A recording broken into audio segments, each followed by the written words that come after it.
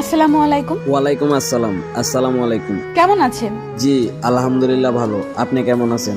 জি আলহামদুলিল্লাহ ভালো আছি। আপনার কি বেশি অ্যাটিটিউড? কেন হঠাৎ এই কথা বললেন? মেসেজের উত্তর দিচ্ছেন না কেন? আসলে ম্যাডাম, পেশায় ড্রাইভার তো গাড়ি চালানোর সময় ফোনটা চেক করতে পারি না তাই। ও, আপনার বাসা কোথায়? বাংলাদেশের প্রত্যেকটা ট্রাক টার্মিনালের পার্কিং এ। আর আপনার? ঢাকা। মজা করেন না, বলেন। মজা করবো কেন ম্যাডাম? প্রত্যেকটা ড্রাইভারেরই ওই গাড়ির কেবিনটাই ঘর বাড়ি, আর তাদের ঠিকানা বলতে রাস্তার পাশে থাকা ওই পার্কিং গুলি। ও মা, তাই? আপনার নাম কি? আপনি কে ম্যাডাম?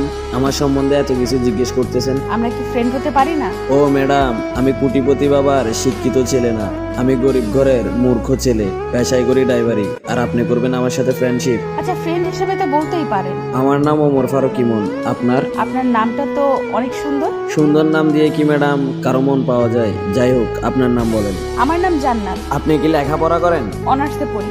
আপনার বাসার সবাই কেমন আছে? আলহামদুলিল্লাহ, সবাই ভালো আছে। আপনার? জি আলহামদুলিল্লাহ ভালো। আপনার বাসা কোথায় বললেন না তো?